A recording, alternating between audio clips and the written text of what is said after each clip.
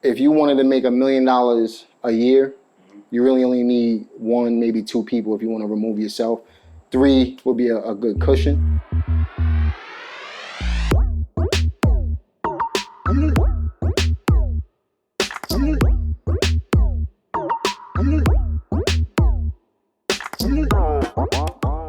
You can make 100 to maybe up to $500,000 by yourself, but you really need like a team. For every person you hire, you should make another $300,000 to $500,000 a year. You understand how that works? Yeah. So it's based on what your goals are.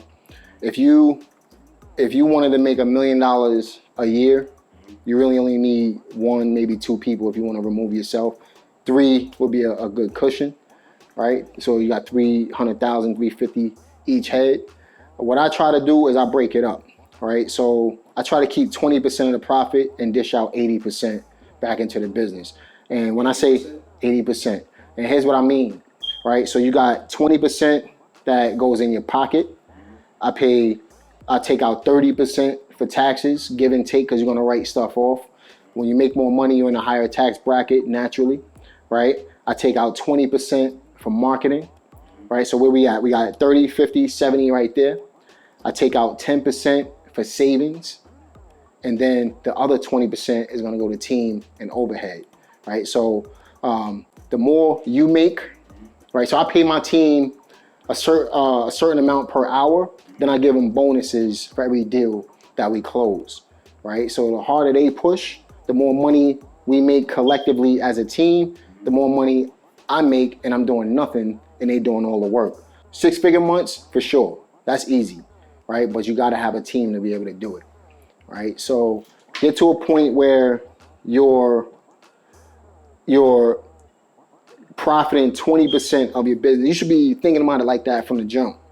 20% of the profit goes into your pocket, right? Of the gross profit. So your net profit is 20%. Then you take out everything else, break it up just like the way I just mentioned it. 10% savings, that's really 30% that you're making. But you're saving 10% so you can be able to accumulate more money. 20%, right? So 20% in the marketing. Yeah, 20% in the marketing, 20% in the overhead and team, 20% in the profit, 30% into taxes, and then 10% in the savings. That savings, you're accumulating that to be able to build up the money that you need to be able to move your business to the next level. So that's where you get in because remember, wholesaling is a short-term play. Okay. Right? So wholesaling is I use that for my fitness business. It's active income, man. Yeah. It's active income wholesaling, right? You want to be getting passive income. You don't want to create another job for yourself. That's exactly what wholesaling is. Even when you hire people, you still got to get on the phone with them. You still got to train them.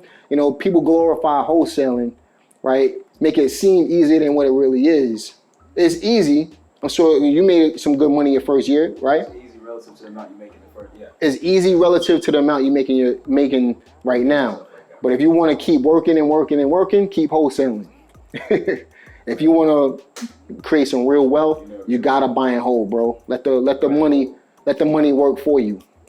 Let the money work for you. So that's why that 10% is gonna play a major role in how wealthy you're gonna be within a short period of time. You can retire from real estate in 3 to 5 years when you build passive income. You can't do that wholesaling. You're gonna wholesale forever. Because think about it, by the time you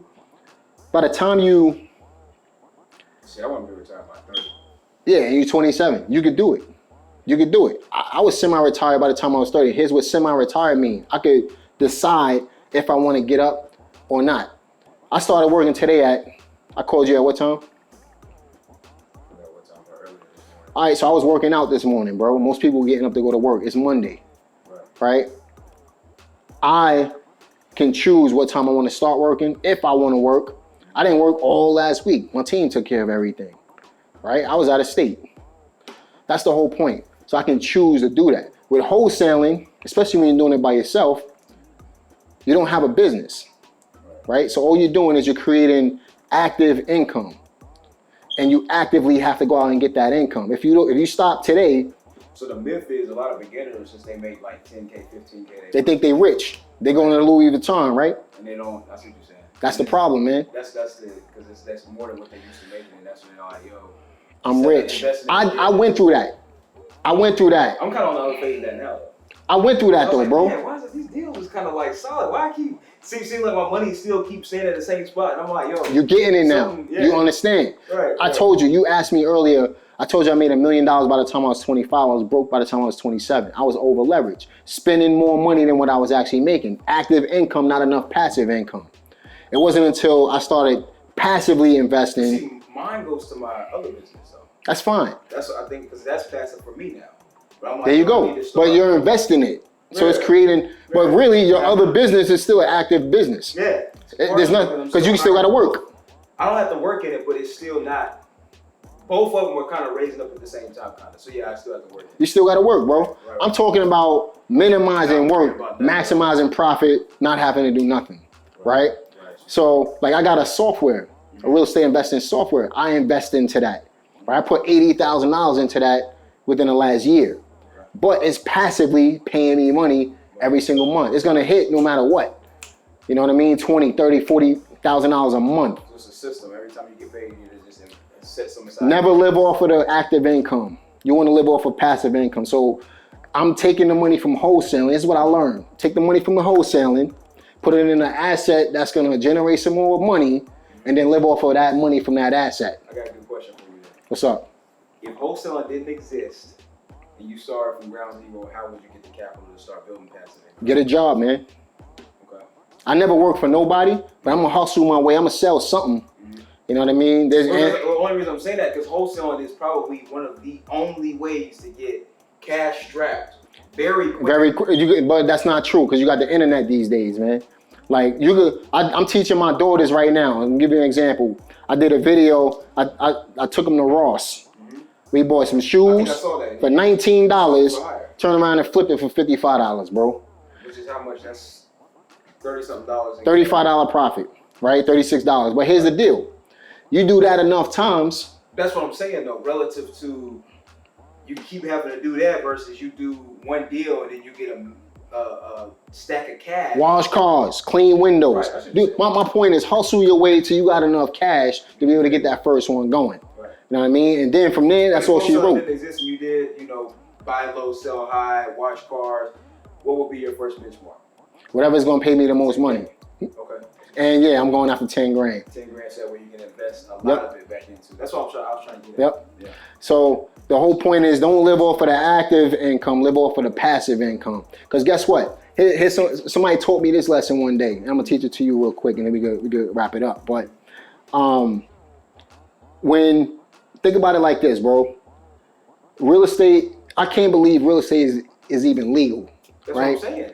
Like and remember, the powers that be created this so that they could benefit from it. All we doing is taking advantage of what they created so that we could fix our own situation, right? A lot of people don't know about it, bro. Right? So that's why I'm taking an initiative to teach as many people as possible about it, right? So you got appreciation, depreciation, you got cash flow, all of these other things that you could benefit from, 1031 exchanges. So you don't have to, you could literally minimize the amount of money you pay in taxes, maximize your profit, eat off of the property and not have to pay taxes, bro. It's crazy. I can't believe it's even legal. You could spend $10,000 a month. You can spend $10,000 today, first of the month, right? And guess what? I could go blow the whole 10 grand, and next month I know I got another 10 grand coming. That's like it wasn't really your money. I mean, it is, but it's not because it's passive. Somebody else is doing it. They paying down your property. You got tenants paying down your properties, bro. You don't have to work. You're collecting the money every single month, right? I could spend $10,000 today. I could spend 20, 30. Let's say it was 100,000. I could take a whole 100 grand. I could go blow the whole thing today. And next month, I got another 100 grand coming. That's like hitting the lottery every single month, bro. I hope y'all enjoyed this content. I hope y'all learned something. This is a whole nother raw and uncut video that we did right off the cuff. We wasn't planning on doing it, but I'm glad we did it. So listen, what are your thoughts on what we talked about? Like this video, subscribe to the channel, click the notification bell, and I'll see y'all on the next one. Peace.